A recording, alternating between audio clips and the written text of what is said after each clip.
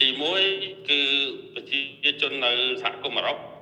ទី2នៅអាមេរិកទី3នៅកាណាដាចលនានឹងធំខ្លាំងមែនតើរឿងពាក់ឯកាឃើញក៏ថោកប៉ុណ្ណាក៏ដោយក៏អត់ទិញដែរខ្ញុំមានបណ្ដាញដោយសារគាត់មានបើកម៉ាតបើកផ្សារបើកអីដល់នោះគាត់តាក់ទងមកខ្ញុំដើម្បីនាំអង្គខ្មែរជំនួសឲ្យអង្គដែលគាត់ធ្លាប់ចែកចាយអង្គថៃនោះឥឡូវគាត់សុំឲ្យខ្ញុំជួយណែនាំរោងម៉ាស៊ីនស្រូវដែលមានគុណភាពខ្ពស់ហ្នឹងយកត្រឡប់ទៅលក់នៅទាំង3ប្រទេសហ្នឹងផលិតផលជាចម្បងហ្នឹងគឺអង្គទី2គ្រឿងទេស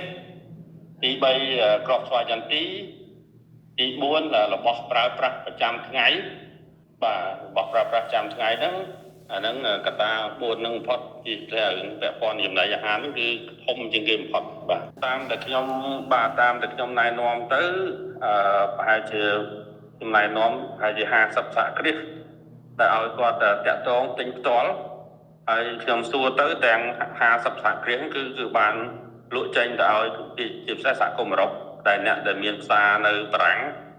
ហើយនៅប្រទេសផ្សេងសហគមន៍អឺរ៉ុបហ្នឹងគឺបាននាំចេញតាមរយៈដំបូងគេបំផុតហ្នឹងដោយសាររបស់បន្ទាន់គាត់នាំតាមជើងយន្តហោះទោះបីការដឹកជញ្ជូនថ្លៃក៏ដោយក៏គាត់ត្រូវយកហើយបន្ទាប់មកគាត់ដឹកតាមកប៉ាល់ដាក់ជាកុងតឺន័រទៅបាទភាគច្រើនមិនជាច្រើនប្រមាណទេប៉ុន្តែដោយសារតែគាត់ឧទាហរណ៍តែម្នាក់អញ្ចឹងម្នាក់ពីរនាក់នៅកាណាដាអញ្ចឹងគាត់ចែកចាយនៅកាណាដាអញ្ចឹងអត់ត្រូវការគេច្រើនទេមានន័យថាអ្នកដែលចែកចាយបោះដុំទៅតាមផ្សារឬក៏គាត់មានផ្សារខ្លួនឯងដូចនៅបារាំងអញ្ចឹងគាត់មានផ្សារ14កន្លែងនៅបារាំងអញ្ចឹងតែម្នាក់ទេប៉ុន្តែយើងអាចគាត់យកទៅចែកចាយរបស់គាត់ហ្នឹងទៅ14ផ្សារហើយនឹងគាត់បោះបន្តទៅប្រទេសផ្សេងៗទៀតបាទព្រោះយើងណែនាំមិនមែននាំលក់រាយទេយើងណែនាំអ្នកដែលយកទៅលក់ដុំមានន័យថាអ្នកដែលចិត្តនាំទៅដុំហើយគាត់ចែកចាយឬលក់រាយបន្តអញ្ចឹងណា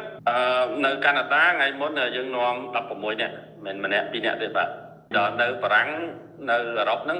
ជាង10នាក់ដែរហើយនៅអាមេរិកជាង10នាក់ដែរបាទទី1គាត់យកទៅលក់នៅផ្សាររបស់គាត់ទី2គាត់បោះដុំចែកចាយបន្តអញ្ចឹងបាទ